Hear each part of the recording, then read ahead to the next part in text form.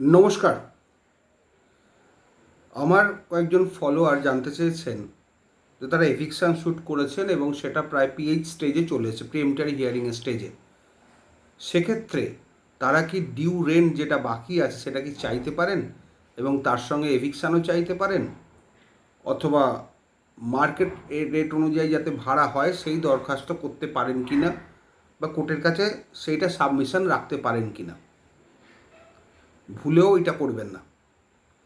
আপনি উচ্ছেদের মামলায় যদি ভাড়া দাবি করে ক্লেম করেন তাহলে আর উচ্ছেদ পাবেন না। ভাড়াটা তো এমনি পাবেন, 7170 করে ওরা এমনি দিচ্ছে। আপনি পয়েন্টটা বুঝবেন যে ডিফল্টার গ্রাউন্ডে মামলা করেছেন, সে ডিফল্টার হয়েছে সেই গ্রাউন্ডে মামলা করেছেন এবং সে ওই টাকাটা কোর্টে জমা করেছে। ফার্স্ট ডিফল্টার কোর্ট মাফ করে দেয়, কিন্তু সেকেন্ড বার যদি 4 মাসের অ্যাটেস্টেজ আবার ডিফল্টার হয় তাহলে কিন্তু আর মাফ হবে না, ওই ডিফল্টার গ্রাউন্ডে ডিক্রি হয়ে যাবে। কিন্তু ভুলেও কখন এটা বলবেন না মার্কেট রেট অনুযায়ী ভাড়া পেলে আমার এই মামলা চালার দরকার নেই, তাহলে কিন্তু আপনার দুদিকই দুকুলি যাবে। কারণ এটা উচ্ছেদের মামলা, আপনি সেখানে চাইছেন যে ভাড়াটা বেড়ে গেলে আমি আর উচ্ছেদ চালাবো না, মামলা চালাবো না। তার মানে আপনার ইন্টেনশনটা উচ্ছেদ নয়, ভাড়া বাড়ানো। সেই ইন্টেনশনের জন্য আপনার মামলা কিন্তু ডিসমিসড হয়ে যাবে। এটা কিন্তু মাথায় রাখবেন। এই চালাকিগুলো অনেকে জানেন না, আমি বলি বলে, যাতে অনেকে জানতে পারেন, যাতে কেউ ঠকে না যান। কারণ আপনাকে এইভাবে ক্রস করা হবে। সেই ক্রসের অ্যান্সার যদি আপনি দেন যে আমি উচ্ছেদ চাই না, ভাড়া বাড়ালেই আমার সন্তুষ্ট, তাহলে আপনার সবটাই হারাবেন। কারণ ভাড়া বাড়ানোর মামলা হয়, ফেয়ার রেন্টের মামলা হয় রেন্ট কন্ট্রোলের কাছে। এই কোর্ট কিন্তু ভাড়া বাড়ানোর অধিকারী নয় বা পাওয়ারও নেই। হ্যাঁ, যদি কম্প্রোমাইজ হয় সেটা আলাদা কথা। কম্প্রোমাইজ ডিগ্রি হলো, কম্প্রোমাইজ দুজনের মধ্যে হলো, সাক্ষী দিয়ে বললো না আমি এই ভাড়াটা আছে, এত টাকা ভাড়া করবো, ল্যান্ডলর্ড বললো ঠিক আছে আমি আর তুলব না, এটা কম্প্রোমাইজ ডিগ্রি হতে পারে সেইভাবে।